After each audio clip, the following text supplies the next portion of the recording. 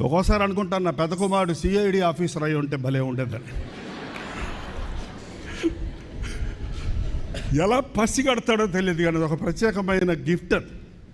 రాబోయేదాన్ని పసిగడతాడు, హెచ్చరిస్తాడు. మొహమాటం లేదు, ఎవడైనా సరే మొహమాటం లేదు. ఏంటంటే అదొక ప్రత్యేకమైంది. మా రెండో కుమారుడు గురించి ఆయనే చెప్పుకున్నాడు ఇప్పుడు దాకా. ఈయనకు ఒక పేరుంది మా ఇంట్లో, నీ ముద్దుల కొడుకు అంటుంది నా భార్యని. ఎప్పుడు ఎంట పెట్టుకుంటాను, ఎందుకంటే ఈ ముద్దుల కొడుకుని ఎవరిని ఎత్తుకుపోతారేమోనని, సైతాన్ని ఎత్తుకుపోతేమోనని.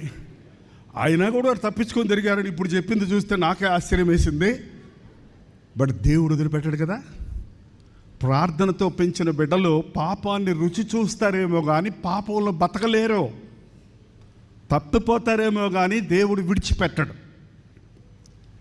నా భార్యకి ఇచ్చిన వాగ్దానం ఒకటే చెప్పొద్దు, తను ఎప్పుడు అర్ధాంతరంగా అకస్మాత్తు మరణము కొరకై నీవు బిడ్డల్ని కనలేదు, నీ బిడ్డలకు ఏక హృదయము ఏకాత్మ ఇస్తాను. అదే పట్టుకుంటాం అంతే.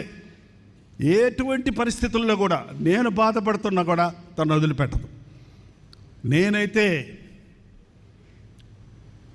నాకు తెలియదు ఎన్ని రాత్రులు నా బిడ్డల కోసం తిండి తినకుండా నిద్ర పోకుండా మూలుగుతున్నాను. ఒకవేళ కొడుకులకు కూడా పూర్తిగా తెలియదు, నా భార్యకు తెలుసా లేదా చెప్పు. సోఫాలో కూర్చొని ఏడుస్తుంటే పక్కన నిలబడి ఎంతసేపు ఏడవదు, ఊరుకోమందు. నా ఫీలింగ్కి నా కళ్ళ మీద కారిపోతుంటాయి నీళ్ళు, కాళ్ళు వాసిపోతాయి, తనకి కంటమ నీటి రాదు, స్తంభంలాగా నిలబడద్దు ధైర్యంగా. ఊరుకోండి అంటది మధ్యలో మాత్రం. ఎప్పుడన్నా దేవుని కృప అండి నా పట్ల, నాకు ఇచ్చిన భార్యను బట్టి, నా ముగ్గురు కుమారులను బట్టి ఐఎమ్ ప్రౌడ్ అబౌట్ యూ. మరి రాజ్ ప్రకాష్ గురించి నేను చెప్పక్కర్లేదు, చాలా మంచోడు అనబడే.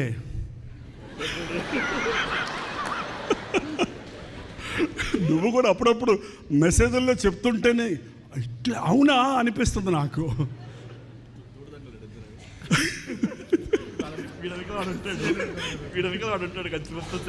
బట్ ఏదేమైతేనే ముగ్గురు దేవుని ప్రేమతో పట్టబడ్డారు, దేవుని సేవలో సాగుతున్నాడు.